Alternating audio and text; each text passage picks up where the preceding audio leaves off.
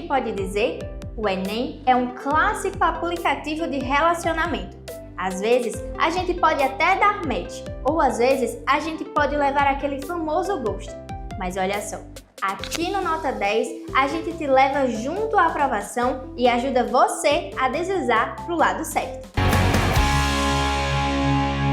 Fala galera, professor Luan mais uma vez aqui para uma aula de inglês, e a aula de hoje é para aquele pessoal que acredita que não precisa estudar gramática. Imagina só, tem muita gente que não gosta de gramática e acredita que não precisa para responder uma questão de interpretação. De fato, no Enem não temos registro até hoje, até o ano de 2024, de nenhuma questão envolvendo explicitamente a gramática. Mas na aula de hoje, com os exemplos de questões, eu vou mostrar que a gramática é sim necessária e ajuda na sua compreensão. Afinal, a estrutura faz parte da língua e ela está ligada às relações de sentido que são estabelecidas. Então, eu preciso ter uma noção básica da estrutura para conseguir interpretar bem o texto. O que você pensa quando se fala em gramática? Muita gente odeia a gramática porque associa ela apenas a um conjunto de regras. Mas a gramática ela vai muito além disso. Principalmente porque essa raiva, né, relacionada à gramática, ela está, na verdade, na forma que a pessoa enxerga o conteúdo e não na estrutura em si. Se você enxerga a gramática só como algo que você tem que decorar, sem nenhum sentido específico, você realmente não vai gostar. Mas se você entende a gramática como uma função social, com uma estrutura que está ligada à produção de sentidos, a uma comunicação, aí sim você vai compreender e até gostar da gramática. Então vamos tentar na aula de hoje se apegar a essa ideia de que a estrutura está ligada a um sentido, que ela não está ali aleatoriamente, que saber a posição de verbo, de sujeito, de objeto, ela me ajuda a entender o contexto e não simplesmente a responder uma questão específica de gramática. Na estrutura, a língua inglesa ela se parece muito com a língua portuguesa, o que facilita a nossa vida, mas isso na forma afirmativa. Nós vamos ter maiores diferenças na forma negativa e na interrogativa. Basicamente, a organização de uma frase em inglês ela vai ter sujeito, verbo e objeto complemento. E vai vir nessa ordem mesmo. A pessoa que realiza a ação ou que sofre a ação e o complemento dessa ação. Então, isso facilita para compreender associando com a nossa própria língua. Por exemplo, I am studying with teacher Luan. Eu estou estudando com o professor Luan. Veja que a sequência na tradução é a mesma que está na escrita em língua inglesa. My house is down the street. A minha casa é no final da rua. Então, eu tenho a minha casa, sujeito, é, verbo, no final da rua, complemento. Maria plays an important role at TCM. Maria desenvolve um papel importante na TCM. Então, eu tenho Maria como sujeito, tenho play como verbo, tenho um papel importante na TCM complementando essa informação. Então, a estrutura básica, ela vai seguir a mesma estrutura que nós conhecemos em português. Vamos começar falando do passado, de como identificar uma frase no passado. Sempre voltando para aquele conceito de não aprender apenas as regras, mas aprender principalmente a funcionalidade delas. Quando eu entendo que aquele registro, que aquela estrutura, que aquela forma de escrever ou de falar está ligada a um sentido, eu consigo aprender muito mais rápido e não apenas decorar. O passado ele vai ser identificado pelo final do verbo. Nós precisamos dividir os verbos da língua inglesa em verbos regulares e verbos irregulares. Os verbos regulares eles vão ter uma forma padrão de finalizar no passado. Já os verbos irregulares eles têm uma forma própria e a gente aprende realmente com o convívio, com a leitura, com o estudo. Aqui temos o verbo start, que é um verbo regular. Observe que no passado ele fica started, com ed no final. Temos o listen e o listened, com ed no final. Então a gente consegue identificar a partir daí que para colocar um verbo regular no passado, eu vou acrescentar o ed no final dele. Então, começar, começou. Ouvir, ouviu. Pular, pulou. Assistir, assistiu. Então, o ED, ele vai trazer o verbo para o passado. Ele vai pegar aquele verbo que você já conhece na forma base, o radical, e vai colocar ele numa ação passada. Então, guarda essa informação. Verbo com ED, palavra terminada em ED, provavelmente é um verbo no passado. Já os verbos irregulares, como eu falei, eles têm forma própria e a gente vai aprendendo conforme vai tendo contato com eles. Drive significa dirigir. O passado de drive não é drived com um D no final, é drove, é uma forma própria. O passado de buy, que é comprar, é bought. O passado de break, que é quebrar, é broke. E o passado de see é saw. Então, cada verbo vai ter uma forma específica e não vai seguir nenhuma regra, nenhum padrão. Não tem essa coisa de verbos com esse final vai ter essa forma. Não, isso aí a gente deixa para os verbos regulares. Verbo irregular, como o próprio nome já diz, não segue regra. Ele não tem algo que regule ele. Então, cada um vai ter sua forma própria. Para a forma negativa, a gente vai ter um auxiliar, que é o did, associado com o not. Dependendo do grau de formalidade, a gente vai poder utilizar também a forma reduzida, o didn't, a abreviação de did not. Então, eu coloco o sujeito, did not ou didn't, e o verbo. Quando eu tenho o did presente numa frase, ele já indica passado. Então, eu não preciso seguir aquela regra anterior de ED ou de colocar o verbo na sua forma própria, porque o did em si só já deixa a frase inteira no passado. Então, o verbo vai ficar na sua forma normalzinha, sem ED no final, sem nenhuma alteração.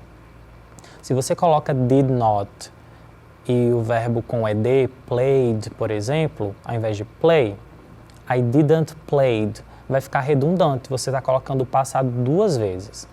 Então, did not ou didn't, mais o verbo na sua forma normal, e aí complementa.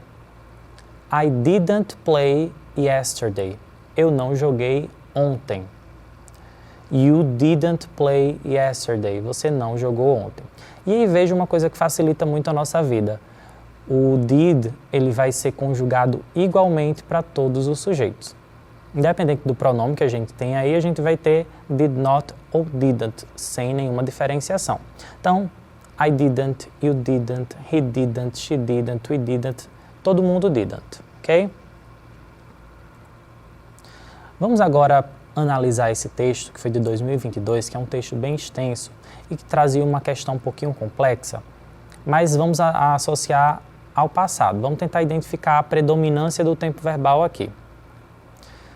O enunciado diz o seguinte: o texto aborda relações interpessoais, sempre considere as dicas que o enunciado está dando.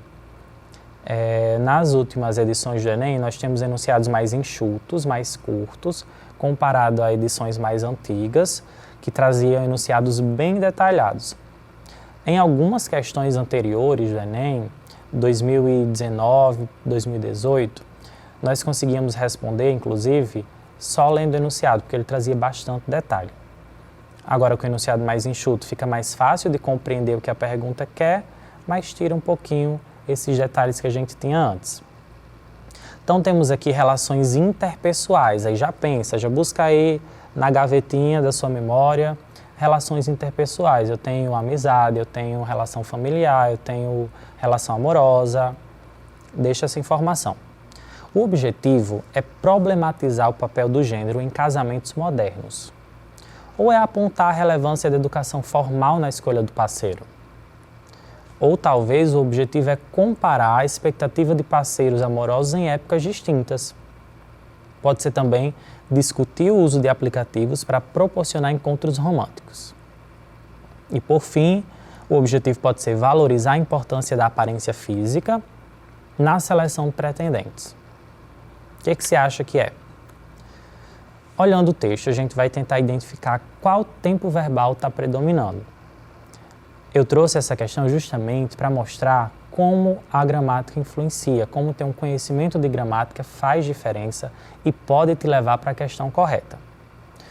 Então, analise o texto, olhe a terminação das palavras e veja se nós temos aí referência de um tempo verbal predominante. Quando eu digo predominante, é que a maioria dos verbos, as frases, as linhas, o parágrafo está utilizando. Nós temos aí, no início, boasted, com ED, expected, com ED, temos aí looked, com ED, changed, com ED, tem mais. Temos aí também verbos irregulares. E aí, quando a gente vai descendo a nossa leitura, a gente observa que não tem mais a presença desses verbos com ED. Então, a gente tem verbo na sua forma base, né? Temos aí, por exemplo, look, sem o ED. Temos o are, o verbo be, na sua forma normal. Demand, sem o ED. Temos adopt, sem o ED. Então, vamos tentar chegar aqui numa conclusão. Eu tenho o início do texto todo falando no passado. As mulheres, os homens faziam isso, buscavam isso, esperavam isso. E aí temos a segunda parte do texto que está toda no presente, na forma base, né? O que a pessoa procura, o potencial, os aplicativos são assim, isso nos lembra, nós adotamos ainda. Nós fazemos, nós esperamos isso das pessoas. Então, primeira parte do texto toda no passado, segunda parte do texto toda no presente. Só observando a predominância do tempo verbal, a gente consegue concluir que o texto está abordando com o objetivo de fazer uma comparação da expectativa de parceiros amorosos em épocas distintas. E aí a autora do texto compara a obra da Jane Austen, que é Orgulho e Preconceito, mostrando o que um homem esperava de uma esposa na época, o que a mulher esperava de um marido na época, com o contraste do que se espera hoje. Então, só observando o tempo verbal a gente consegue chegar na resposta. Comparar o passado e o presente nessas relações interpessoais. Falando de presente, vamos compreender agora como identificar frases e orações no presente simples. Diferente do passado, nós não vamos ter nenhuma alteração grandiosa no verbo. A gente vai ter uma pequena alteração quando o sujeito da frase for ele ou ela. Vocês ainda lembram os pronomes em inglês? Vamos dar uma relembrada básica. I sou eu, you é você, he é ele e she é ela. E o famoso it, que as pessoas sempre traduzem como isto ou como coisa, na verdade não significa coisa, viu? Aquele it, a coisa lá do filme, é por outro motivo. Mas o it, ele nada mais é do que ele ou ela. Então ele serve tanto para ele como para ela na tradução, só que ele só é usado para animais, para objetos, para coisas que não são humanas, para um fenômeno da natureza, por exemplo. Então quando você quer falar da mesa, arruma aquela mesa, ela está bagunçada. Aí você não vai usar o she, porque she é um pronome usado para pessoa. Você vai usar o it, que é usado para objetos. Quando você quer falar que viu um pássaro e que ele voou rapidamente, você não vai dizer he, você vai dizer it, porque o it é o ele para animais. Quando a gente quer falar que a chuva demorou muito e ela derrubou ainda uma árvore ou um barranco, você não vai usar she, você vai usar it, porque para fenômenos da natureza a gente usa it. Então, temos esses pronomes aí, temos o we, que somos nós, e temos you, que serve para plural também. O que vai definir se you é singular ou plural é o contexto que ele está inserido. E temos o they, que é o eles ou elas, serve tanto para homem como para mulher.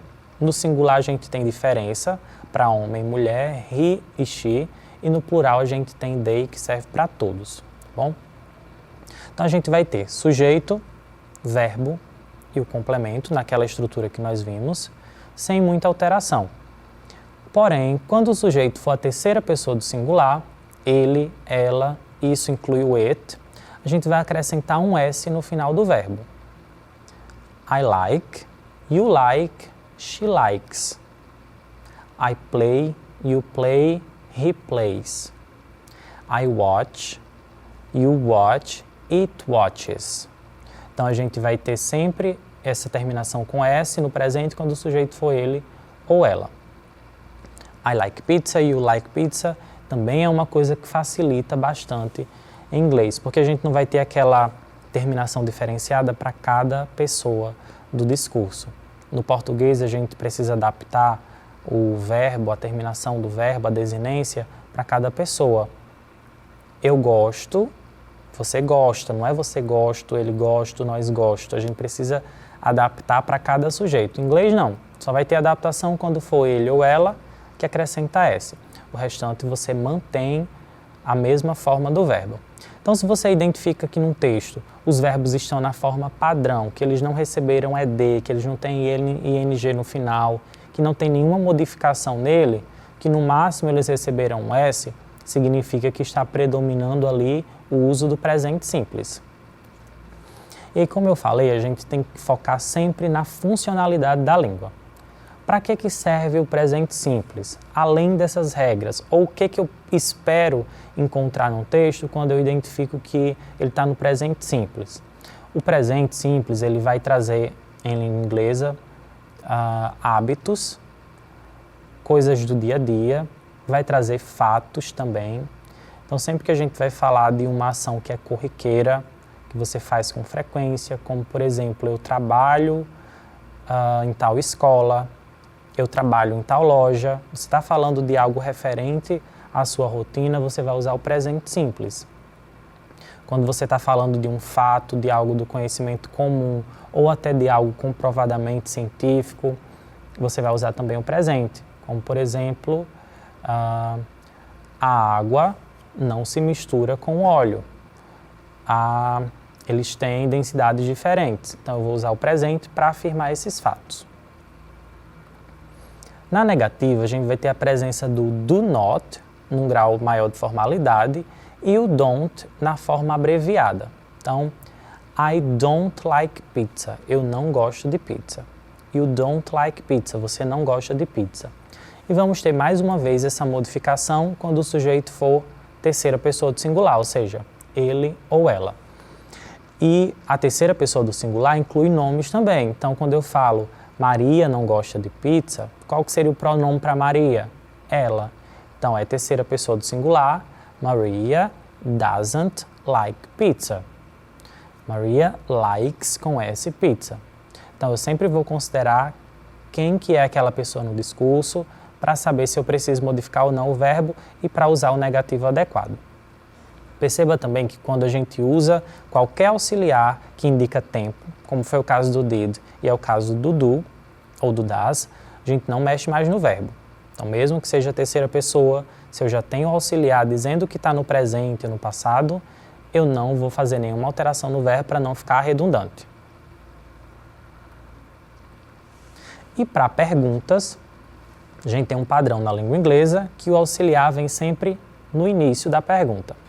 Então, se eu quero perguntar se você gosta de pizza, eu vou pegar o auxiliar do presente, que é o do, e vou colocar ele no início. Do you like pizza? Do you speak English? Já ouviu essa frase? É uma frase que está no presente, que está referente a algo fixo. Você fala inglês, então ela começa com o do porque é uma frase no presente, é uma pergunta feita no presente. E aí, da mesma forma, quando o sujeito é ele ou ela, vou começar com does. Does he like pizza? Does she like pizza? Does he live in Brazil? Ele mora no Brasil, ela gosta de pizza. Então, sempre vou preservar aí essa ideia de que o do está associado ao presente, assim como o did está associado ao passado. Quando eu identifico uma dessas palavras numa frase, eu já sei em qual tempo verbal que ela está. Agora vamos ver isso de fato num texto, numa questão de 2023, questão recente. Things we carry on the sea. Temos aí o verbo carry, que é carregar, e ele não tem nenhuma modificação. Tem o we, que somos nós, não tem ed, não tem ing, o verbo na sua forma base. Isso indica que essa oração está no presente. O enunciado para esse texto, que é bem compridinho, diz o seguinte: ao retratar a trajetória de refugiados, o poema recorre à imagem de viagem marítima para destacar o ou a. Letra A, risco de choques culturais. Letra B, impacto do ensino de história. Letra C, importância da luta ambiental. Letra D, existência de experiências plurais. Ou letra E, necessidade de capacitação profissional. Então vamos agora, assim como nós associamos no primeiro texto o passado simples, vamos tentar identificar agora o presente nesse texto e saber do que ele está falando. Observe os verbos, e os verbos vão estar sempre depois dos sujeitos, depois de I, you, he, we, she, ou depois de um nome como Maria, ou um objeto também, qualquer coisa que seja um substantivo. Temos aí na primeira linha we carry, e a gente vai perceber a repetição desse verbo carry por todo o poema. We carry tears, nós carregamos lágrimas. We carry soy. We carry carnage. We carry dust of our families. We carry our islands. We carry our hands. We carry diplomas. Há uma palavra parecida aí com português. We carry railroads. We carry hospitals. We carry homes. We carry yesterday and today. We carry por toda a extensão do poema. Então nós temos um poema predominantemente no presente, com o verbo carregar. Nós carregamos, nós carregamos. Traduzindo, nós carregamos lágrimas, nós carregamos nossas famílias, nós carregamos nossa ilha, nós carregamos nossas mãos, nós carregamos diplomas, nós carregamos casas, lares, nós carregamos o ontem, o hoje e o amanhã, nós somos órfãos, nós somos refugiados, nós carregamos nossa mother tongue, nossa língua materna. Então temos a repetição do verbo carregar e sempre com uma coisa diferente. Perceba que o que se repete é apenas o verbo carregar, mas os elementos que eles carregam são sempre diferentes. E já temos o contexto de um grupo de refugiados, uma trajetória de refugiados que esse poema está se referindo e uma viagem.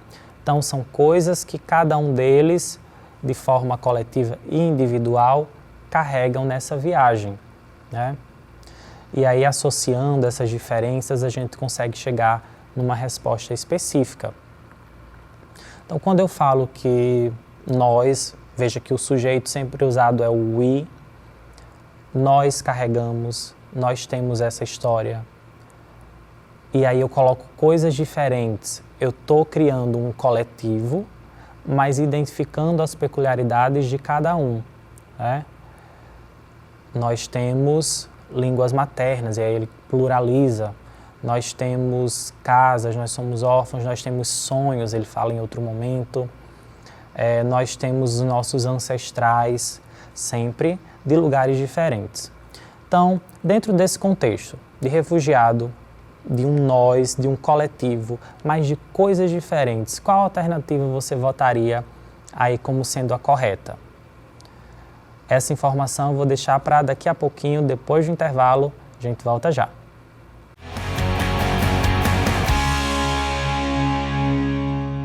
Voltamos e eu quero saber se você já tem uma resposta aí na ponta da língua. Nós identificamos no texto a presença do presente simples, identificamos também a repetição do verbo carregar e do pronome nós. Nós carregamos, mas sempre com complementos diferentes. E aí, o que você acha? Que essa ideia de pessoas diferentes carregando uma situação em comum, mas de momentos diferentes, está abordando o quê? O risco de choque, o impacto do ensino, a importância da luta, a existência de experiências plurais ou a necessidade de capacitação profissional. Quando eu falo de coisas múltiplas, diferentes, eu tenho aí uma pluralidade de vivências. Então eu tenho aí como correta a letra D. Esse poema está falando sobre isso, nesse contexto de refugiados, que É um grupo, é um coletivo, mas que cada um tem a sua história individualmente também. E vamos falar agora de futuro. Já falamos de passado, falamos de presente e vamos falar também de futuro. O futuro em inglês, ele vai ser bem parecido com a regra do português. A gente vai ter uma ideia que é posterior, que ela vai à frente, que ela é um momento que não é agora, que não é no presente. Mas esse futuro ele não tem um tempo determinado. Ele pode ser daqui a 5 minutos, pode ser daqui a 5 anos, pode ser daqui a 5 séculos. Então, qualquer momento à frente do presente, a gente vai ter o futuro. O futuro é uma das regras mais simples de se aprender na língua inglesa. E aí, quando a gente fala de futuro simples, a gente está falando desse futuro que não é combinado. É um futuro que você não planejou. Em inglês tem 2 tipos de futuro. Tem o futuro planejado e o futuro não planejado. E cada um se escreve de uma forma e se fala de uma forma diferente. Esse futuro que nós vamos falar hoje, que é o futuro não planejado, é aquele futuro de decisão imediata. De está chovendo, vou tirar a roupa do varal. Então eu decidi agora por causa do acontecimento. Ou vou fechar as janelas para dormir. Ou então alguém está indo ao mercado e você diz, vou também porque eu preciso comprar umas coisas. Então esse futuro que você determina sem um planejamento prévio é o que a gente vai usar como futuro simples em inglês nessa regrinha de hoje. Quem usou muito esse futuro, inclusive, foi a Whitney Houston, na música I Will Always Love You. Ela estava dizendo, eu vou sempre amar você. E o uso do futuro simples indica que não era algo planejado, mas era algo que ela estava prometendo naquele momento ali. Era como se fosse algo que ela não refletiu, mas que na situação ela estava afirmando. Prometo que vou te amar para sempre. Então, o will ele vai ser o nosso principal ponto aqui no futuro. Enquanto a gente tinha did para o passado, do para o presente, a gente vai ter o will para o futuro. Só que o legal do will é que ele não tem modificação nenhuma. O will ele vai ser o will para todo mundo. I will, you will, they will, she will, todo mundo will. E aí quando eu formulo uma frase quando eu formulo uma frase no futuro, misturei agora os tempos. Quando eu formulo uma frase no futuro, eu vou ter essa estrutura de presente bem parecida, mas com o uso de outro auxiliar. Então você percebe que a língua ela tem um certo padrão e que você faz pequenas adaptações para mudar o sentido das coisas. Então a gente vai ter o will depois do sujeito e antes do verbo numa frase afirmativa. You will pass the exam. Você passará no exame. E o will, basicamente, sozinho ele não tem tradução. Ele serve apenas para deixar o verbo que vem depois dele no futuro. Então vai ser essa terminação do fará, dirá, o farei, direi, correrá, conhecerá, estudará, passará. Então essa terminação de futuro é formada em inglês com o will. Uma partícula totalmente sem tradução, que serve apenas para modificar o verbo que vem depois dela. Então, quando eu falo you will pass the exam, eu estou dizendo você passará no exame. Você passará na prova. A estrutura sempre é a mesma, sujeito, will e verbo. Para a negativa, a gente pode usar o will not, de uma maneira mais formal, ou pode usar o won't, numa linguagem mais informal. I won't fail the exam. Eu não vou reprovar ou eu não reprovarei o exame. You won't fail the exam. Você não reprovará no exame, não reprovará na prova. Então eu vou usar também o mesmo auxiliar para todas as pessoas do discurso, tanto do singular como do plural, tanto a primeira, segunda, terceira, não vai ter diferenciação.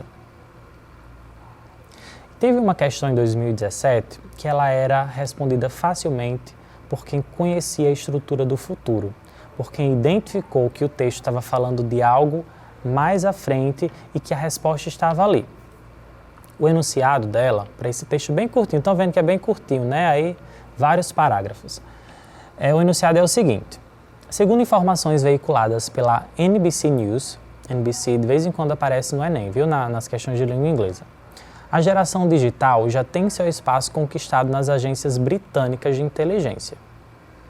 O governo britânico decidiu que, e aí observe uma coisa em comum em todas as alternativas, enfrentará a guerra vigente e deliberada contra a propriedade intelectual do Reino Unido. Letra B. Abandonará a política de contratação de universitários como agentes secretos.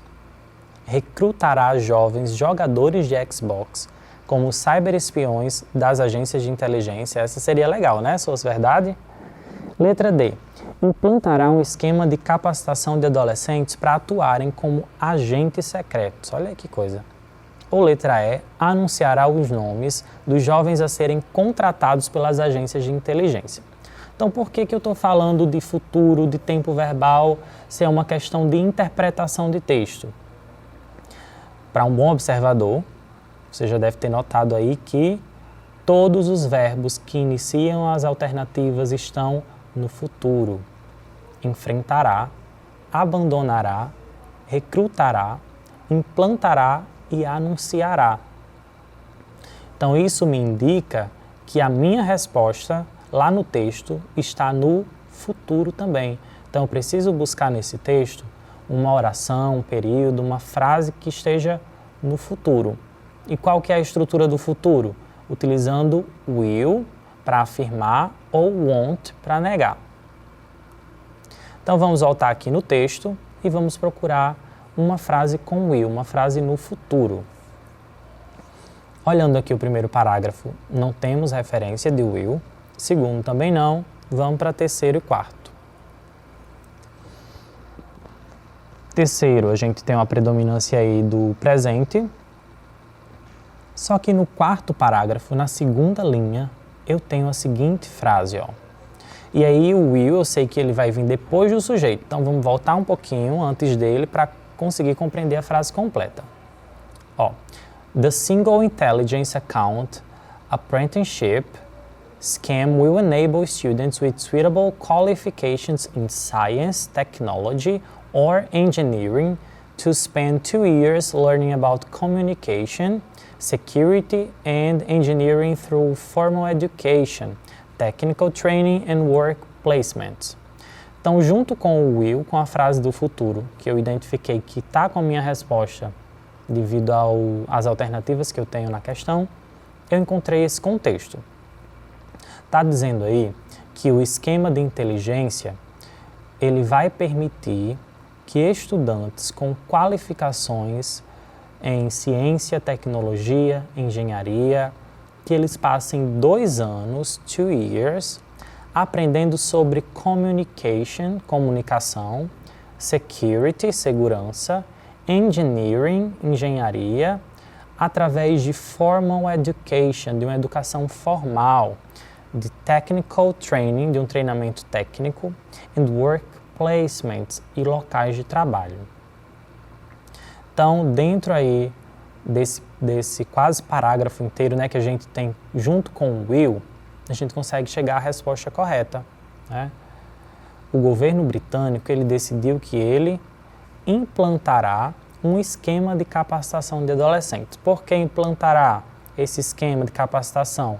Porque a gente tem aí no texto falando que eles vão permitir que estudantes tenham qualificação, então já está associado lá com a nossa frase, capacitação, qualificação, engenharia e diz as áreas, né? E que eles vão ter uma formal education, que eles vão ter uma educação formal. Então, isso já nos leva à resposta correta. Então, conseguimos ver aqui a importância de ter um domínio da estrutura linguística, um domínio da gramática para interpretar os textos. Sempre frisando a importância também de identificar a função. Qual que é a função comunicativa? Então, se um verbo está com ED, não é simplesmente uma regra, é porque ele está falando de um evento que já aconteceu. Então, você vai associar ao passado. Se um verbo está com S no final ou está na sua forma normal, é porque ele está falando de algo que tem a ver com um fato ou de algo que seja rotineiro. Se eu tenho will, é porque eu estou falando de uma decisão que foi tomada para algo à frente, para algo no futuro. Então, quando a gente associa a ideia da estrutura com a sua funcionalidade, com o seu sentido, fica muito mais fácil de compreender. Então, quando eu saio da regra e vou para o sentido, eu começo até a gostar da gramática. Inclusive, tem vários exemplos de questões em língua inglesa, além desses que eu trouxe hoje, que demonstram a importância de conhecer a estrutura. E vamos para mais uma. Mas antes, eu não poderia sair daqui, vindo nota 10, como professor de inglês, e não falar dele, do mais temido, do mais querido, talvez, dos professores e mais temido dos estudantes, o verbo be. Se eu viesse aqui e não falasse do verbo be, eu sairia da ata do professor de inglês. Olha, mas muita gente repete que viu o verbo be várias vezes e não aprendeu. Estuda desde o 6º ano. Eu vejo alunos que vão fazer o Enem falarem isso. Estudo inglês desde o 6º ano, vejo o verbo be desde o 6º ano e não sei o que ele significa. Então hoje, firmo esse compromisso com vocês. A gente vai aprender de vez o que é o verbo be. Quando eu falo que as pessoas não gostam de gramática porque elas focam na regra e não no sentido, tem tudo a ver com o verbo be. Quando você foca muito em decorar a gramática, a estrutura do verbo be e não o sentido, para que ele serve, o que ele comunica, você vai ter uma tendência maior a não compreendê-lo e a não entender e a nem identificar quando vir ele num texto. Mas se você foca em para que serve o verbo be, aí você vai entender muito mais rápido. Então, basicamente, o verbo be, ele significa ser ou estar. Então, sempre que eu quero falar que eu sou ou que eu estou alguma coisa em inglês, eu vou utilizar o verbo be.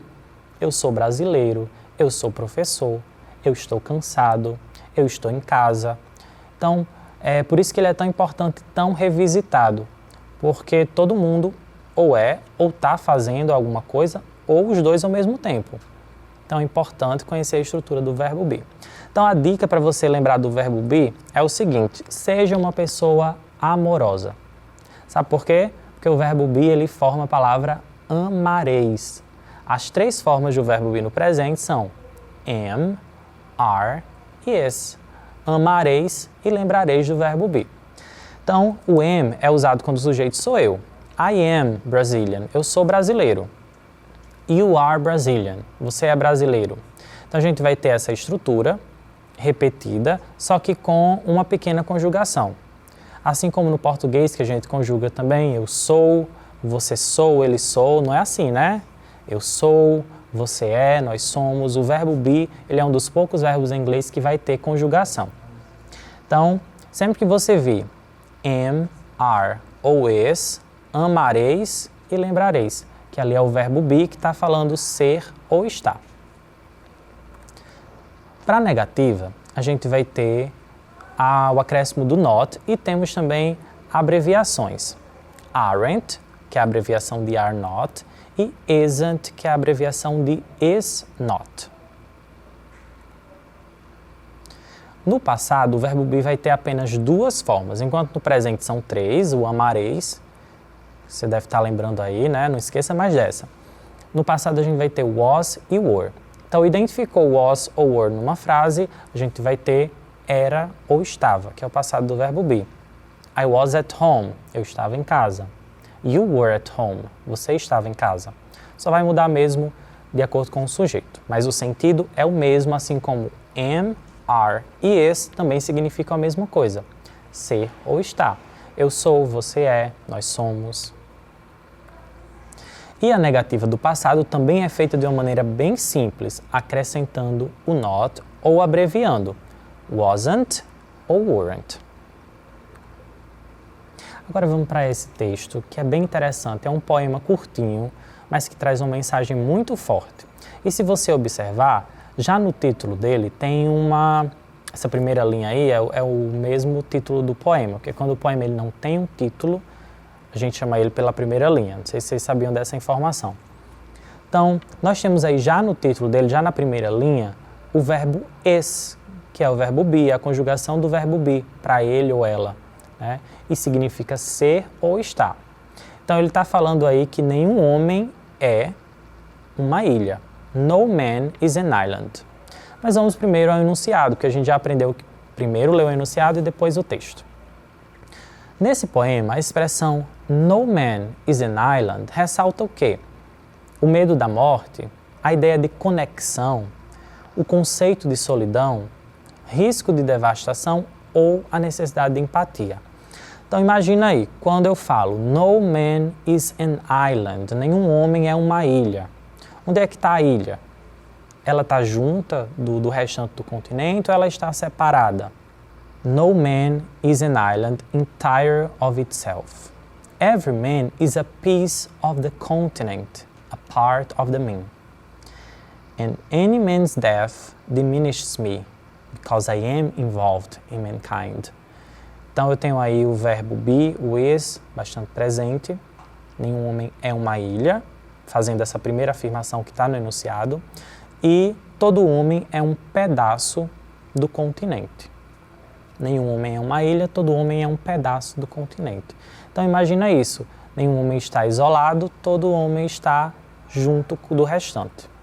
Então o que está querendo se ressaltar aqui é essa ideia de conexão, de junção, de que ninguém é sozinho, que inclusive o autor ele fala no finalzinho do texto que a morte de qualquer homem diminui a existência dele, porque todo mundo faz parte da mesma natureza, do mesmo conjunto. E agora eu tenho um desafio para você responder utilizando os conhecimentos de hoje, de passado, presente, futuro e do verbo be. Esse texto aqui maravilhoso, que foi de 2021, muito bem selecionado, ele vai falar sobre a Michelle Obama, a esposa do ex-presidente americano Barack Obama. E ele tem uma presença aí enorme de verbos em um tempo verbal específico. Então a gente vai falar de uma época que vocês vão ter que descobrir agora. Observando o texto, vocês diriam que ele está no presente, no passado ou no futuro? Um verbo no passado, ele termina com ed ou ele tem sua forma própria se for um verbo irregular. Um verbo no presente tem forma base e um verbo no futuro acompanha o eu. Então, observa aí o que está predominando nesse texto sobre a Michelle Obama. Identificamos aqui o were, que é o passado do verbo be, que significa era ou estava. Nós temos aí granted, com ed, que indica passado. Were addressed, também, o verbo be no passado, mais outro verbo no passado. Temos had left, passado de have e de leave. Refused, se recusou. Named, nomeou. Name é nome ou o ato de nomear. E named, nomeou no passado. Were meant, were novamente, saw, que é o passado de si. Então identificamos aqui de cara um texto que predomina o passado.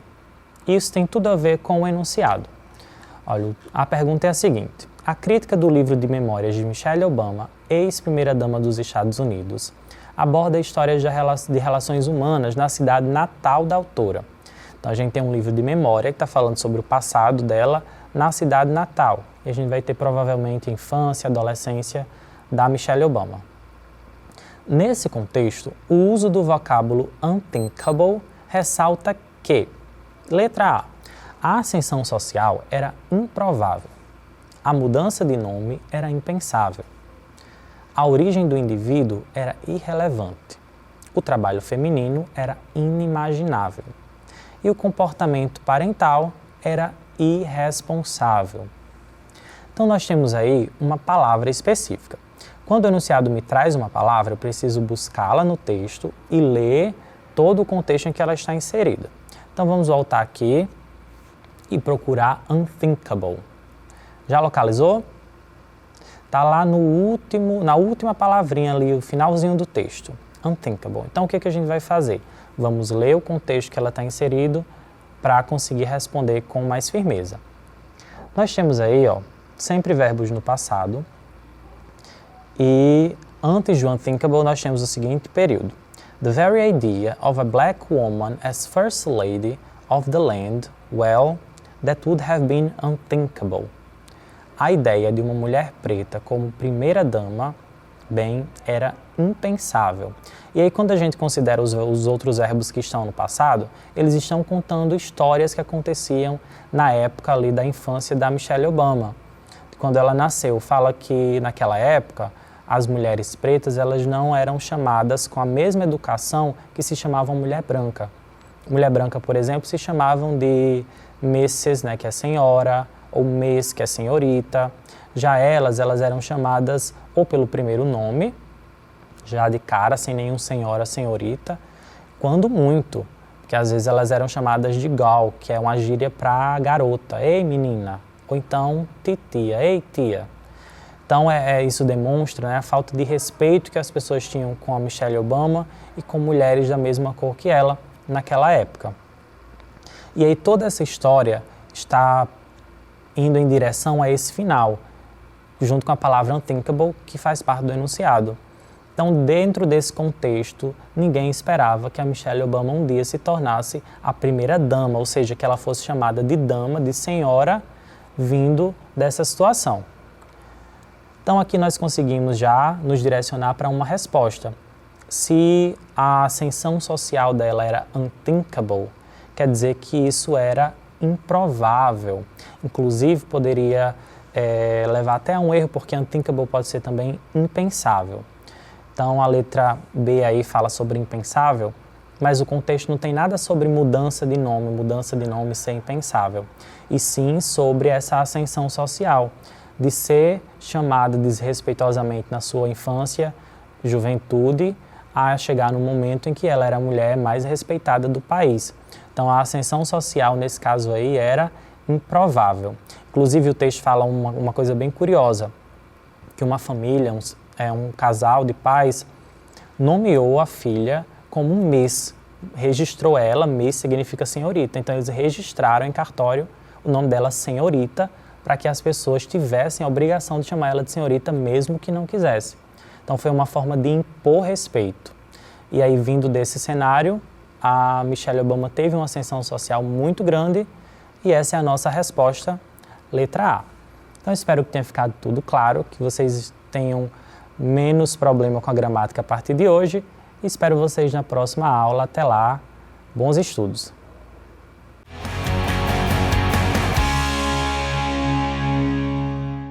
Voltamos, School Friends, e olha só, essa próxima aula é aquela notificação que a gente não pode ignorar. Bora ver se você dá like na resposta certa? Fala moçada, iniciando um bloco no programa TCM Nota 10, e nesse bloco vamos falar um pouquinho das ciências humanas e sociais aplicadas. No caso, direcionado para o Enem, em especial, vamos falar de ciências humanas e suas tecnologias, vinculado principalmente, dando ênfase ao componente curricular de Geografia.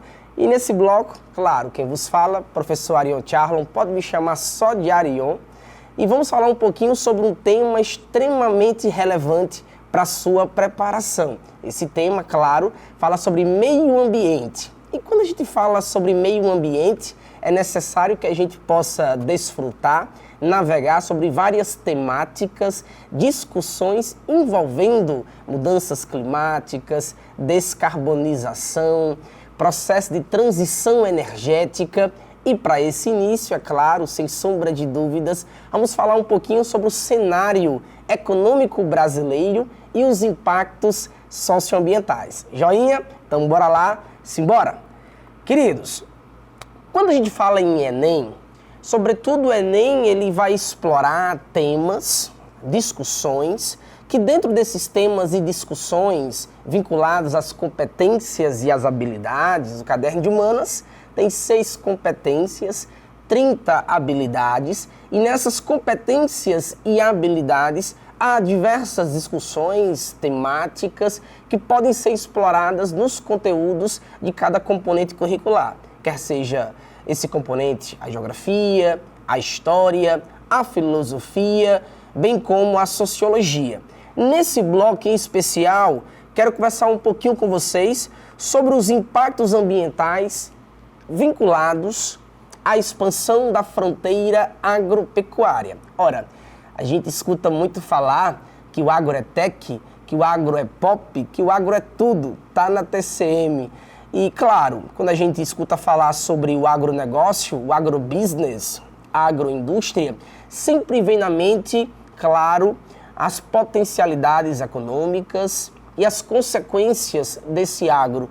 Contudo, muitas vezes, na maioria esmagadora das vezes, inclusive, negligencia os impactos ambientais inerentes a essa expansão agrícola, a esse processo de mecanização e modernização do campo.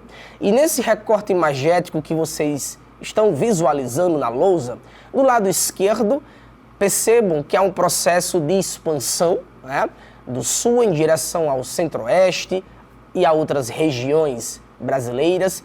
Do lado direito, há um recorte importante de lavouras, né, no centro-oeste, uma região que hoje, sem sombra de dúvidas, há muitos hectares plantados de algumas culturas no Brasil.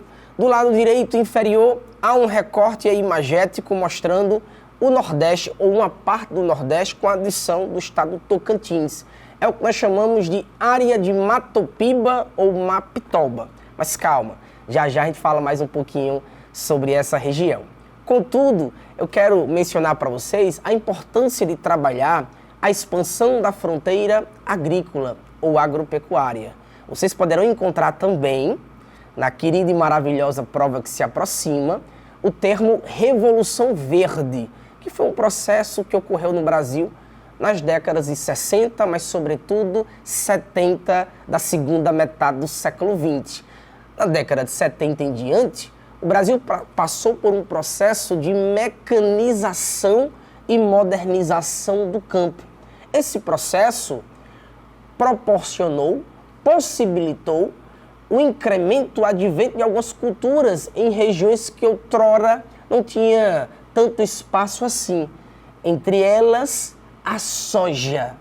Moçada, meninada, a soja hoje é a menina dos olhos do governo brasileiro. Sem sombra de dúvidas, é a commodity, o produto primário na balança comercial de exportação mais exportado do Brasil para fora.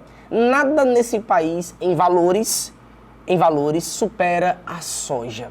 A soja, sem sombra de dúvidas, no agronegócio, no agrobusiness, é a commodity, é o produto primário mais exportado do Brasil para fora, na balança comercial.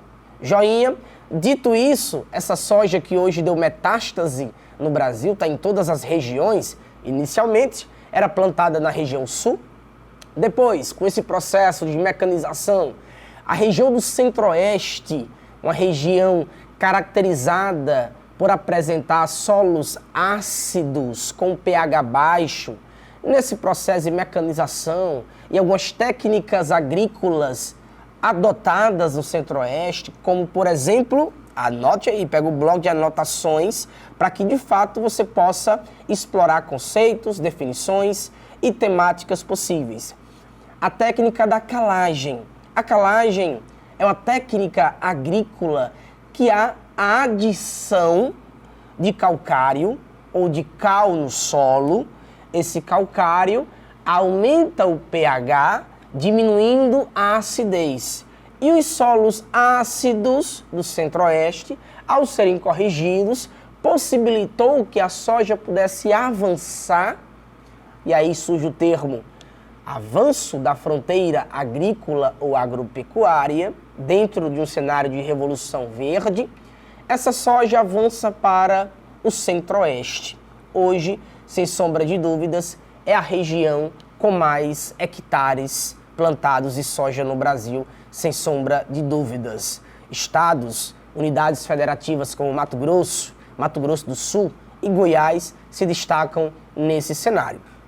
Dito isso, a soja hoje, gente, como mencionei, deu metástase, está em todas as regiões. Chegou ao sul da Amazônia, Sudeste e também no Nordeste, numa região que nós chamamos de Matopiba ou Mapitoba, como vocês podem visualizar no recorte imagético do lado direito inferior, certo? Nesse recorte, essa Matopiba faz menção Maranhão, Tocantins, que é uma unidade federativa vinculada à região norte, mas faz divisa com estados nordestinos. Então, Maranhão, Tocantins, Piauí e Bahia. Essas 4 unidades federativas têm recebido muitos investimentos para plantações de soja, sem sombra de dúvidas. E, de fato, a soja marca esse avanço da fronteira agropecuária, essa mecanização, essa modernização do campo e, claro, consolidando o agronegócio nacional. Joinha? Passando um pouquinho, note que nesse recorte imagético vocês conseguem visualizar como era a lavoura de soja. Até a década de 70, praticamente consolidada, presente na região sul do Brasil por características fisiográficas, naturais, ambientais. E a partir da década de 70, até o início do século XXI, se torna visível verificar um avanço.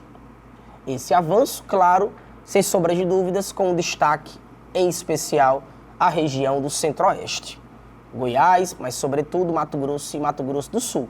Mas claro que hoje também essa soja, ela consegue ser absorvida por todas as regiões, chegando no sul da Amazônia, chegando também no Nordeste e no Sudeste, mostrando que, de fato, os impactos socioambientais estão inerentes a esse crescimento econômico e, sobretudo, a esse avanço da fronteira agropecuária vinculada a uma mecanização e uma modernização no campo. Uma química mais presente no solo para corrigir, para fertilizar, também processos vinculados à engenharia genética e biotecnologia, sementes modificadas geneticamente em laboratórios e todo um cenário, todo um escopo que dá, de fato, solidez e dá suporte para o agronegócio, para a agroindústria nacional. Joinha? E para cá. Dito isso, eu trouxe para vocês aqui 2 questões para consolidar essa informação inicial, tá bom? Acompanhe comigo. Texto base. Toda questão do Enem, ela é subdividida em 3 cenários. Texto base, ou texto auxiliar, imagem de referência, pode ser também, ou imagem auxiliar, comando de questão. O comando de questão é o popular enunciado, que quando você era burguelinho, você escutava do professor ou da professora, mas dentro do layout do Enem é chamado de comando de questão. E os 5 itens, ou 5 alternativas com um gabarito e os seus distratores, tá bom? Então vem comigo. No final do século XX, até os dias atuais, a soja se transformou no principal produto de exportação brasileiro, o que provocou grandes alterações espaciais, como a incorporação de novas áreas para o plantio e, consequentemente, profundas transformações socioambientais nos espaços ocupados. Comando da questão, olha só, um bioma e uma consequência social da expansão das lavouras de soja pelo território são. Claro que essa questão necessita que você resgate, recapitule, informações importantes da sua formação básica, principalmente sobre a distribuição dos biomas brasileiros, tá?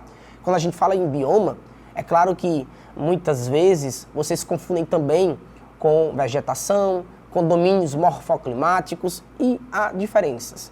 Quando vocês ouvirem falar de vegetação brasileira, a gente está falando da distribuição, da caracterização fitogeográfica brasileira.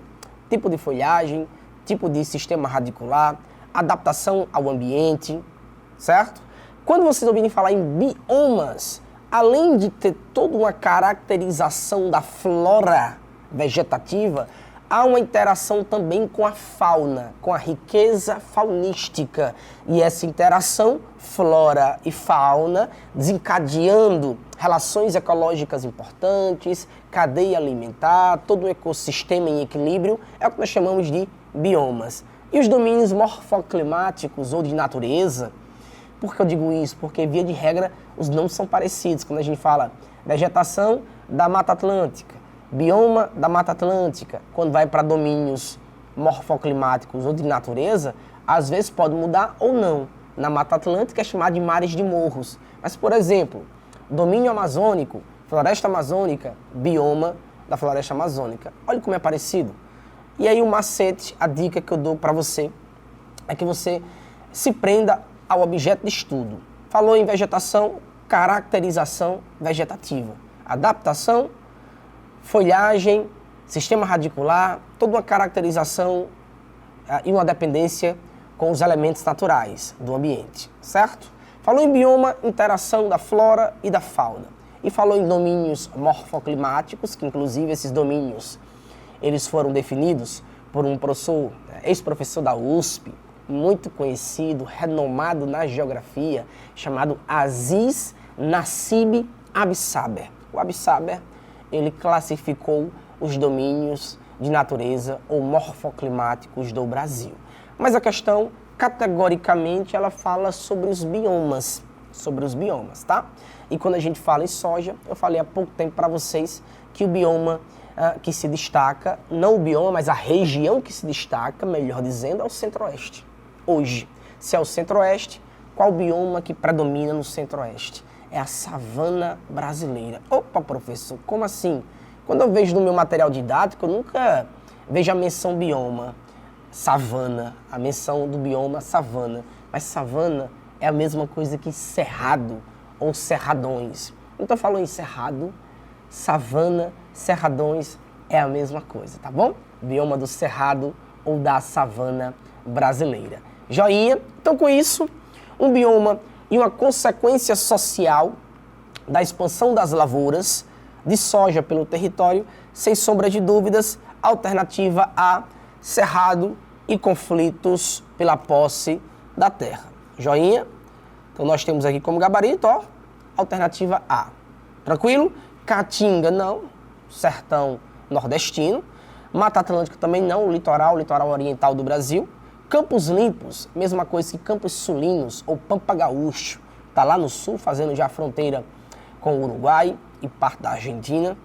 E a alternativa é Amazônia, também não, está na região norte, então sem sombra de dúvidas, o nosso gabarito é a alternativa A. Joinha, tranquilaço, belezinha. Vamos para uma outra questão? Olha só o gabarito aí, alternativa A.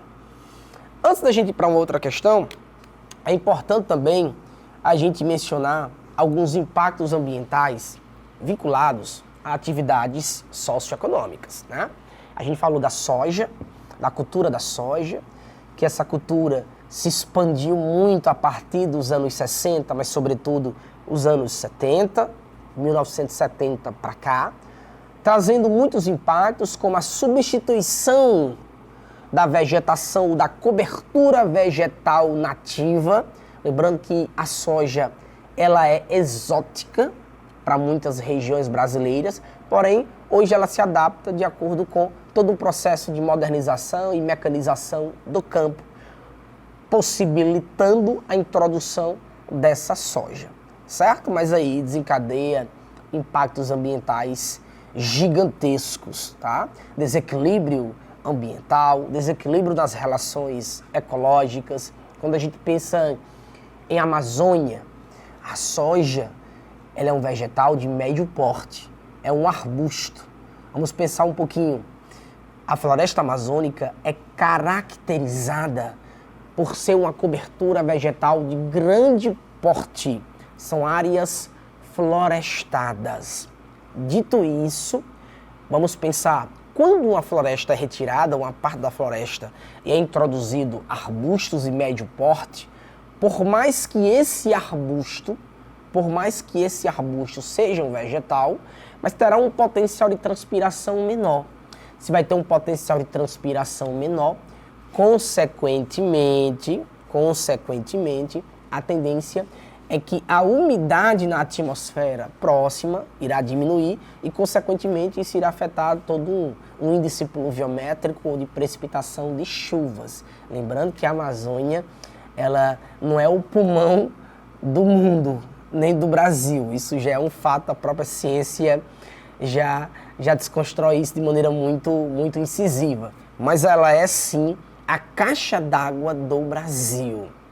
Boa parte das chuvas que caem sobre o centro-sul, centro-oeste, sudeste e sul, advém dos famosos rios voadores, que são massas úmidas carregadas por ventos, por toda a circulação atmosférica da Amazônia em direção a outras áreas brasileiras, depositando essa umidade em forma de chuvas. Quando você retira árvores, que segundo órgãos como a Greenpeace, que afirma que a copa de uma árvore na Amazônia pode transpirar por dia até 20 litros de água. Você tem noção do que é uma árvore transpirar um garrafão de água de 20 litros que você coloca no bebedouro, no gelágua aí da sua casa, você que está assistindo.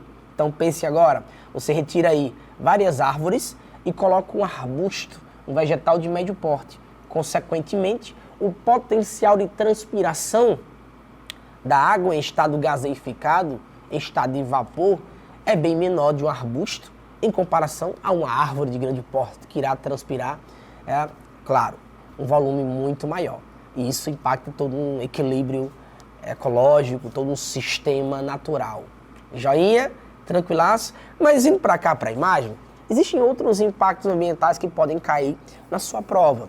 Pode cair, por exemplo, ilha urbana de calor, pode cair inversão térmica, pode aparecer também impactos ambientais na relação terra-atmosfera, muito vinculado à ação antropogenética, antrópica, humana, com atividades econômicas específicas, impactando assim a atmosfera e todo um desequilíbrio ambiental, todo um cenário de agravamento do efeito estufa, aquecimento global, trazendo aí diversas consequências para comunidades internacionais em geral, não só Brasil, tá?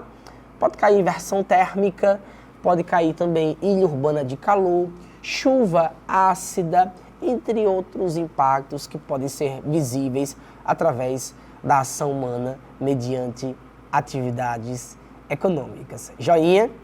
Nesse recorte, nessa lousa, notem que do lado esquerdo nós temos o exemplo de como se forma a chuva ácida.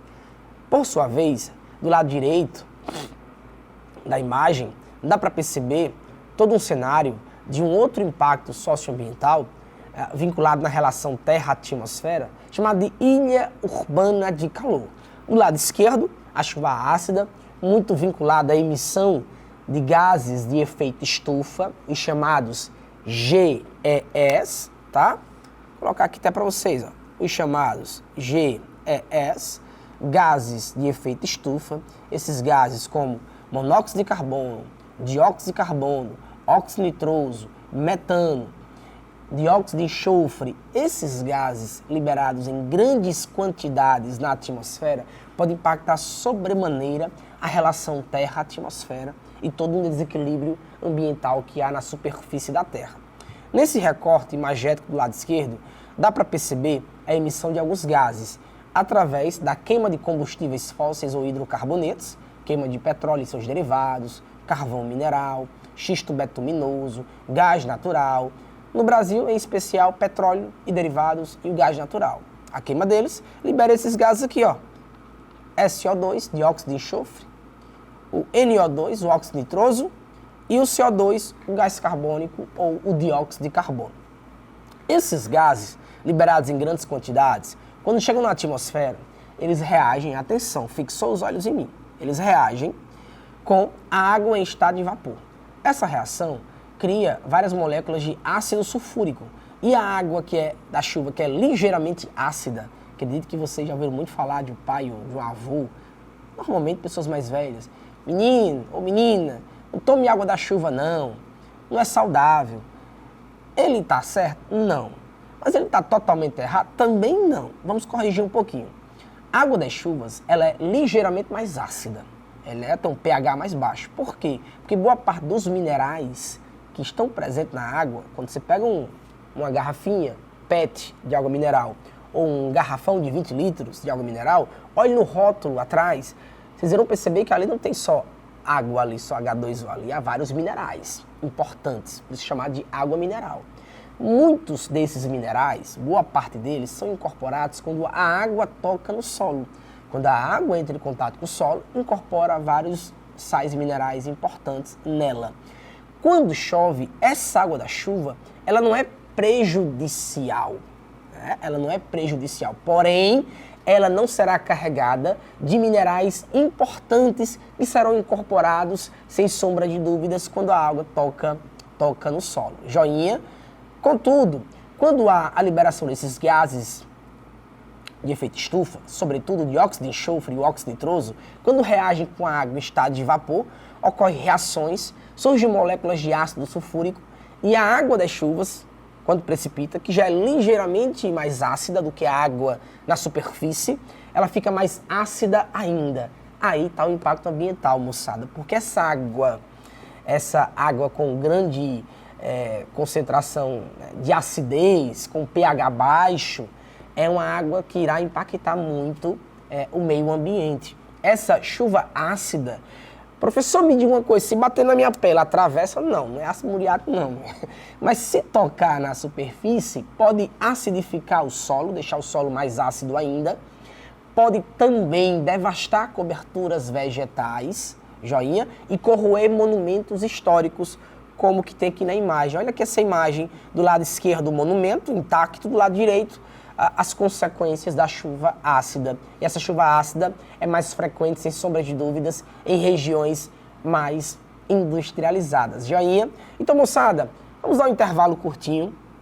Na sequência, a gente volta para falar sobre ilha urbana de calor, inversão térmica, e a gente dá continuidade a alguns temas importantes envolvendo o meio ambiente, os impactos socioambientais vinculados, claro, a atividades antropogenéticas, humanas e, sobretudo, também econômicas. Então, até já! Fui!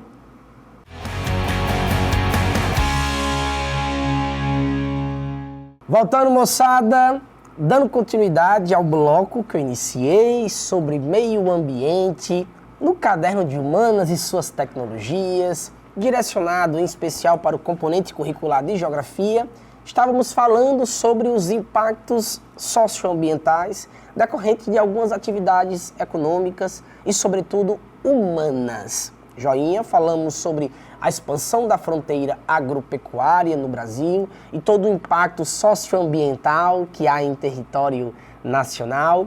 Vamos falar agora um pouquinho também sobre outras relações impactantes, agora na relação terra-atmosfera, vinculado também a atividades antropogenéticas, humanas, antrópicas.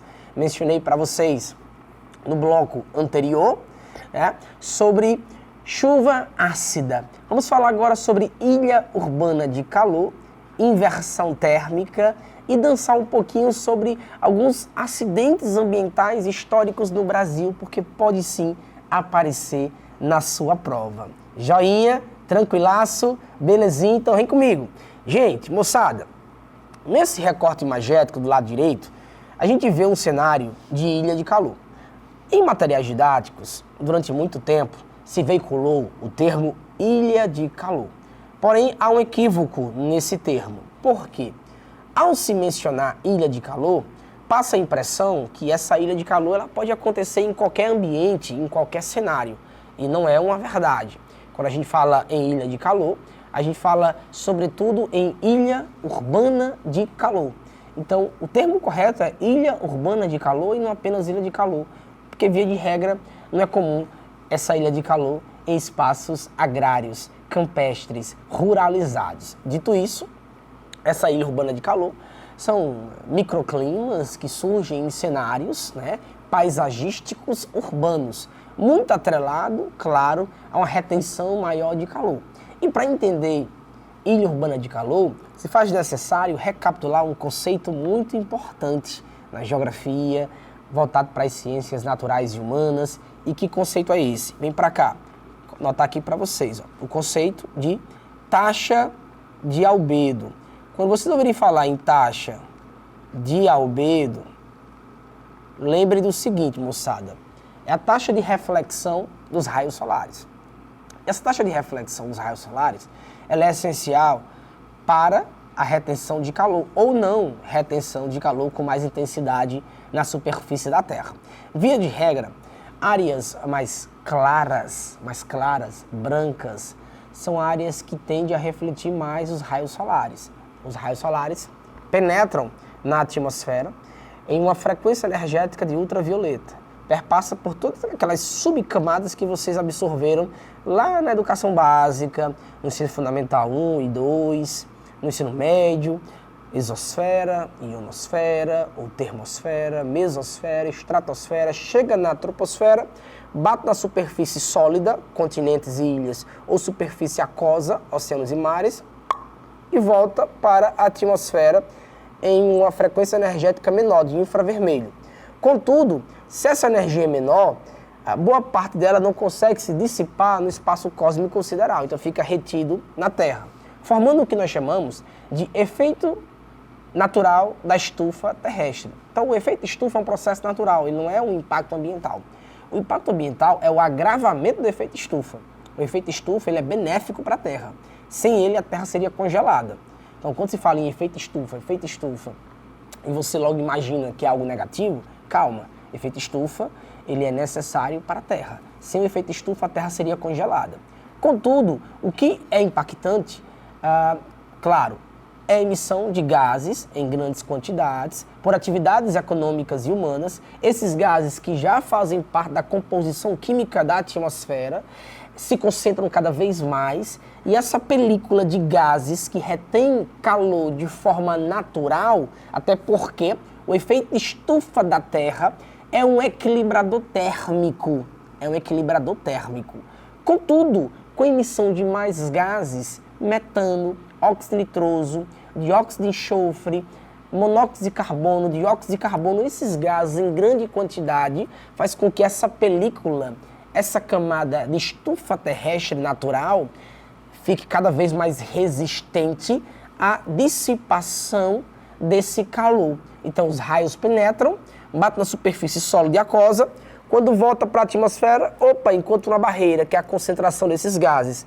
Ao encontrar essa barreira, surge aí o termo agravamento do efeito estufa, retendo calor na superfície da Terra e ocasionando o que vocês passaram a chamar de aquecimento global. Joinha, então aquecimento global nada mais é do que um agravamento do efeito estufa ocasionado por atividades humanas / econômicas, tá bom? Com a emissão de gases de efeito estufa. Dito isso, quando a gente pega a ilha urbana de calor, a gente precisa entender essa taxa de albedo, que é a taxa de reflexão dos raios. Esses raios, claro, em áreas claras, eles conseguem dissipar com mais facilidade, porque eles batem na superfície clara, né, mais branca, e há uma reflexão maior. Então a taxa de albedo é maior nas áreas claras, com películas de neve, em calotas polares, né, pouco urbanizadas. Já em áreas mais escuras, urbanizadas, na cidade, na selva de pedra, como a área é mais escura, consequentemente a taxa de albedo é menor. Então falou, moçada, em taxa de albedo, ela será menor em áreas, claro, urbanizadas, ou seja, na cidade. Que aí, esses elementos paisagísticos, que elementos são esses? A concentração de pessoas, circulação de automóveis, presença de arranha-céus ou prédios, dificultando a circulação e os ventos. E, sobretudo, olha aqui a cereja do bolo. Olha aqui na imagem, a superfície aqui escurinha, asfalto. O asfalto retém muito calor, porque ele é muito escuro. Como ele é escuro, a taxa de albedo de reflexão é menor. Consequentemente, os raios, quando batem nessa superfície mais escura, boa parte desse calor fica retido na superfície, surgindo o que nós chamamos de ilha urbana de calor ou microclimas, que são em áreas centrais de cidades médias e pequenas. Cidades grandes, normalmente, as áreas centrais são mais históricas, mas as cidades médias, que normalmente as famílias dizem assim no final de semana, bora pro centro comprar, fazer as comprinhas das brusinhas, das bugigangas, né, dos cafiotes, enfim, via de regra, são nessas áreas centrais em que há mais circulação de automóveis, circulação de pessoas, presença de prédios ou arranha-céus e a presença do asfalto. esses elementos paisagísticos urbanos retêm muito calor. Joinha, e surge aí o impacto ambiental, chamado aqui ó, de ilha urbana de calor. Olha aqui eu destacando para vocês. Não fale mais ilha de calor, ilha urbana de calor, porque não existe ilha de calor na zona rural. Então, o termo correto é ilha urbana de calor. Show? Antes de a gente ir para a questão, que está aí em destaque para vocês, deixa eu falar de outro impacto que pode aparecer na prova de vocês. É o impacto sobre inversão térmica. Esse termo inversão térmica é muito comum em regiões que têm as estações bem definidas, ou quase bem definidas. Tem lá os solstícios de verão, inverno, os equinócios de primavera e outono. Via de regra, quando é no solstício de inverno, que a temperatura despenca consideravelmente, e se essa região for uma região muito industrializada, que emite muitos gases, né, emite muitos poluentes, fuligem, através de chaminés, do chão sagrado da fábrica, né? Esses poluentes, eles não conseguem dissipar facilmente em um ambiente com a temperatura baixa. Por quê? Vamos recapitular aqui um pouquinho. Você que estuda aí física, química, nas ciências naturais, tem uma facilidade um pouquinho maior de entender o que eu vou falar agora. O ar quente, ele é mais volátil. Ele dissipa, né? Ele dissipa de uma maneira muito rápida, ele é muito volátil. O ar frio, ele é mais denso, ele é menos volátil. O ar quente, ele é mais leve e mais volátil. Por isso que, por exemplo, os ar-condicionados ficam na parte superior, porque o ar frio tende a descer. Se você colocar o ar-condicionado próximo da superfície do cômodo, do quarto, da sala, vai gelar só os pés de vocês. E a parte do tronco para cima vai ficar muito quente. Por isso que tem que ser colocado na parte de cima, porque há o processo de troca de calor. O ar quente sobe, acende, o ar frio desce, descende, tá? Claro, refrigerando todo o ambiente. Vindo para cá, dá para a gente entender um pouquinho de inversão térmica. Quando no solstício de inverno do hemisfério sul, que é a nossa realidade aqui no Brasil, nos meses de junho, julho, agosto e parte de setembro, que é solstício de inverno no hemisfério sul, o que é que nós temos? Um cenário de inversão térmica, sobretudo em regiões industrializadas, como a cidade de São Paulo. A cidade de São Paulo, muito industrializada, que emite muitos poluentes, fuligem. Quando é no inverno, nos meses de junho, julho, agosto e parte de setembro, essa fuligem, essa poluição não consegue dissipar com grande facilidade e ela fica presa na troposfera, na camada em que nós vivemos e nos relacionamos, trazendo muitos impactos à saúde humana, como, por exemplo, quem sofre com asma, bronquite e outros problemas respiratórios. Essa galera que sofre com problemas respiratórios, muitas famílias tendem a retirá-los da capital paulista e levar para o interior, para fugir dessa inversão térmica que há em São Paulo. Cidade muito industrializada, que libera muitos poluentes. No lugar da poluição dissipar, proliferar, ela fica retida. E aí surge o termo inversão térmica, trazendo muitos impactos à saúde humana, principalmente quem tem doenças respiratórias, como asma, bronquite, entre outras. Joinha, tranquilaço, eu me lembro até que, quando se fala de inversão térmica, tem, só para comentar isso com vocês de maneira rapidinha, um jogador de futebol muito conhecido, o Cristiano Ronaldo, uma certa vez, cometeu uma gafe na rede social, no Instagram, em que ele postou, teve uma queimada na Amazônia, né, faz alguns anos para trás, e essa queimada, saiu uma matéria, saiu várias reportagens e publicações em redes sociais, estava no auge das fake news, e essas publicações diziam que a noite chegou mais cedo em São Paulo, o dia foi mais curto em virtude das queimadas na Amazônia. Eu me lembro que na época, a enxurrada de alunos, colegas, entraram em contato comigo no Instagram e disseram assim, professor, isso é fake news, isso é fake news. Eu disse não, mas não tem como a gente explicar apenas através de um contexto muito rápido. Eu preciso me sentar com você, explicar, quer seja na mesa, de uma casa, não de um bar, ou quer seja também numa sala de aula. E o que se explica em relação àquele contexto, e falando do Cristiano Ronaldo, ele postou lá, Pray of Amazônia, salve a Amazônia, e no fundo tinha tipo uma floresta sendo queimada e pasmem, no fundo tinha girafa e rinoceronte. E na Amazônia não tem girafa nem rinoceronte. Eu acho que não foi o próprio Cristiano Ronaldo que postou. Ele é o cara mais seguido do Instagram, deve ter uma porrada de administradores a conta. E um desses administradores deve ter postado, pegou a imagem da internet, com a floresta sendo queimada, e no fundo tinha um rinoceronte e uma girafa. E, enfim, aí eu acho que algum jogador brasileiro que joga com o Cristiano Ronaldo deve ter dito a ele: ei, macho, fala aí com o pessoal que toma de conta da sua rede social, manda apagar esse negócio aí. Aí em minutos foi deletada a postagem nos stories do Cristiano Ronaldo. Mas o brasileiro printa tudo, né? Então ficou pra história esse print da postagem lá, Pray Alf Amazônia, e no fundo tinha uma girafa e um rinoceronte com a floresta sendo queimada. E aí, voltando para a parte que não é fake news, de fato, o dia lá em São Paulo, não é que ele foi mais curto, é que ele aparentou ser mais curto em virtude do escurecimento da atmosfera pela presença de poluentes. Poluentes esses vindo da Amazônia. Aí vocês podem se perguntar, ora, mais de 2.000 quilômetros de distância da Amazônia até o Sudeste, até São Paulo, e mesmo assim escureceu lá em São Paulo e não escureceu em Manaus, em Belém do Pará. Como é que pode estar mais próximo? Aí entra a questão do ar quente e do ar frio. Quando teve, de fato, essas queimadas na Amazônia, era nos meses de junho, julho, agosto e parte de setembro, que é o inverno do hemisfério sul. Essa fuligem dissipou muito rápido na região norte, uma região muito quente, de fato, o ano inteiro.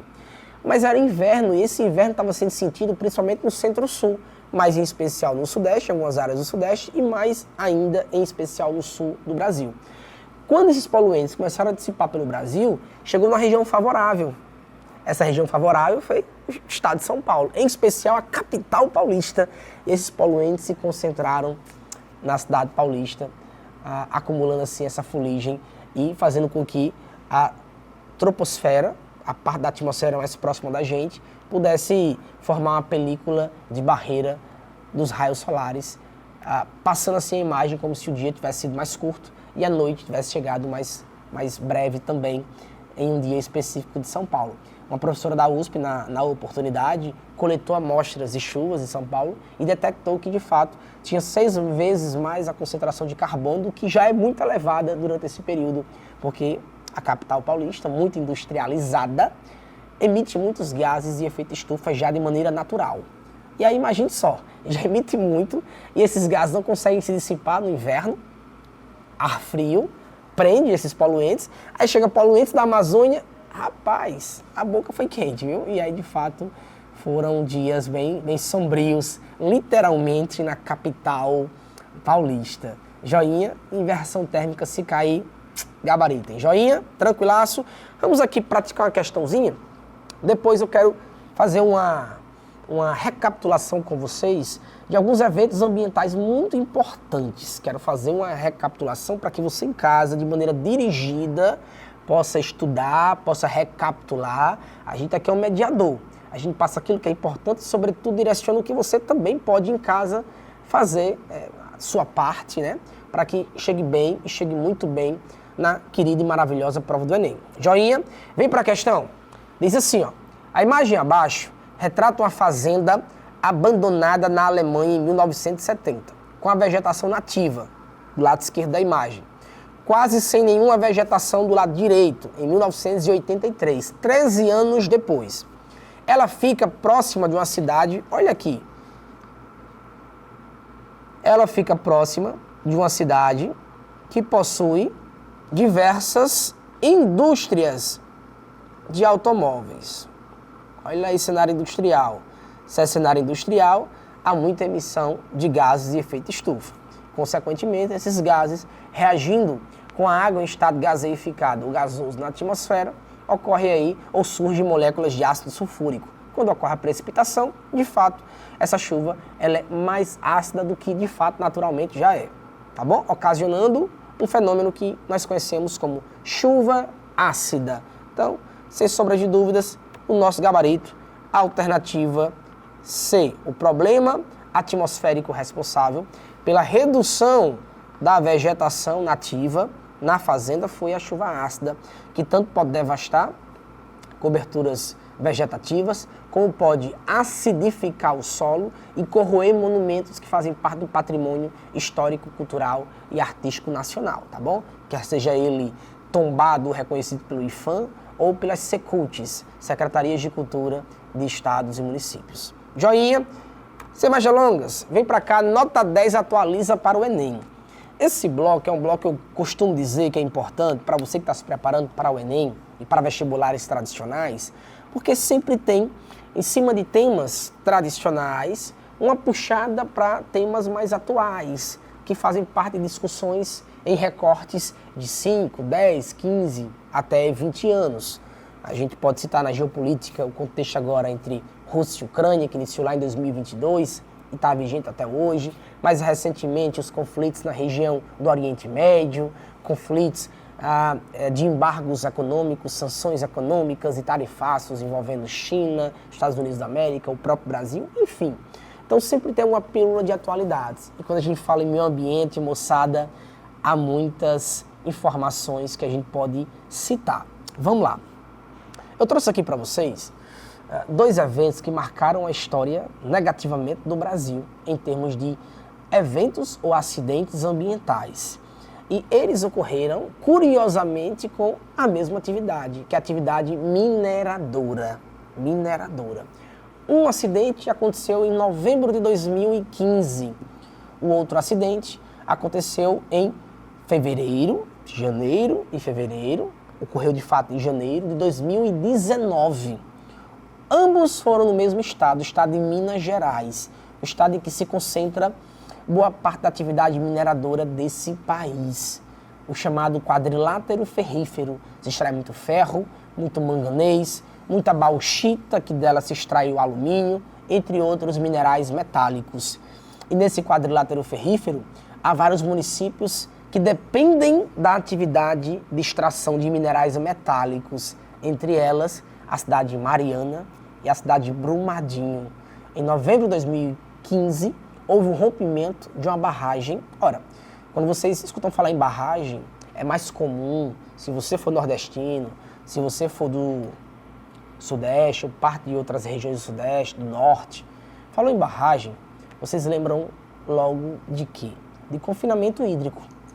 Esse confinamento hídrico pode ser direcionado para a geração de energia elétrica, se for uma hidrelétrica, ou pode ser apenas para confinar água para distribuir através de adutoras, tratamento e destinado para agricultura, residências, indústria e comércio. Contudo, lá em Minas Gerais, que é o estado, sem sombra de dúvidas, que mais tem atividade mineradora, em segundo vem o estado do Pará, né? Principalmente na Serra de Carajás.